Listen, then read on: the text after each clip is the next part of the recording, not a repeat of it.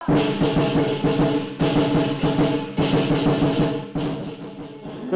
statistik sektor maritim juga menunjukkan prestasi cemerlang yang menyumbang kepada ekonomi negara.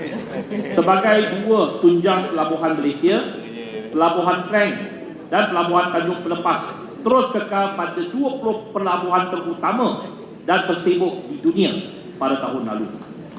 Saya amat bangga bahawa Pelabuhan Klang mencatat jumlah kontainer tertinggi dalam sejarah, iaitu 14.06 juta TEU pada tahun 2023 berbanding dengan 13.22 juta TEU pada tahun 2022. Manakala Pelabuhan Tanjung Pelepas memproses 10.48 juta TEU pada tahun 2023 berbanding 10.51 juta TEU pada tahun 2022. For the information of Excellency Ambassador, we have two major ports in the Straits of Malacca. Last year, these two ports, both Port Klang and Port of Tanjung Pelepas, maintained our position at the top 20 ports in the world. Port Klang has recorded its history by having the highest number of TEUs handled in Port Klang in the year of 2023, with 14.06 million TEUs in the whole year, compared to 13.22 million in the year 2022. So that is a major increase in Port Klang, and we will continue to have this high achievement, hopefully this year. And Port Klang is one of the major trading port, together with many ports in China. So we hope our good relationship with China will continue to increase trade volumes between the two countries, and definitely Port Klang will be major beneficiary of these good trade exchanges between the two nations. Prestasi cemerlang tersebut adalah mencerminkan kepesertaan ekonomi Malaysia sebagai komponen penting di rantaian bekalan dunia.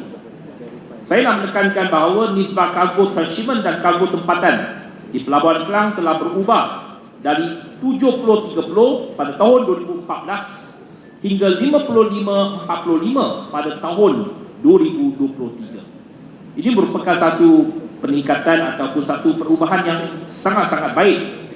Kerana apabila kita mempunyai nisbah kargo tempatan yang lebih tinggi, ini bermaksud bahawa output kita lebih besar. Output dan input kita lebih besar. Maksudnya local cargo kita meningkat. Apabila local cargo ini meningkat, ini akan menarik minat lebih banyak syarikat perkapalan untuk masuk ke pelabuhan-pelabuhan kita. Cargo transshipment melibatkan proses pemindahan barangan dari satu kapal ke kapal lain tanpa melalui pintu custom. Manakala cargo tempatan melibatkan barangan yang dihasil atau diperolehi dalam negara. Semakin tinggi nisbah cargo tempatan, semakin tinggi sumbangan kepada ekonomi tempatan. Jadi peningkatan nisbah cargo tempatan Malaysia pada tempoh 10 tahun lepas membayangkan peningkatan kepesatan sektor pembuatan, pembinaan dan perkhidmatan Malaysia. Dan kita harus berusaha bersama-sama dengan semua kementerian yang lain untuk kita terus meningkatkan output ataupun nisbah kargo tempatan kita, kerana ini bermaksud sektor perindustrian negara semakin maju ke hadapan.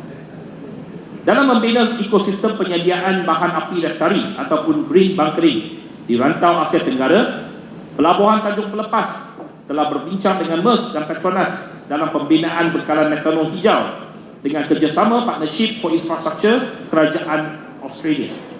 Komitmen MOT dalam penyediaan perayaran mampan dan hijau adalah selaras dengan hasrat kerajaan untuk mencapai pelepasan karbon net zero pada tahun 2050. Ini merupakan satu lagi sektor yang amat berdaya saing dan mempunyai potensi yang cukup besar. Kerana green bunkering ini merupakan trend baru yang perlu kita pelopori, dan sekiranya kita dapat menggabungkan tenaga dengan pelbagai pihak dalam ekosistem bunkering ini, Kementerian Pengangkutan akan menjadi peneraju utama dan menjadikan pelabuhan-pelabuhan utama kita sebagai bunkering hub dalam abad yang ke-21 ini. Kerana kita telah melihat bahawa industri perkapalan sedang mengalami transformasi dari segi penggunaan tenaga mereka.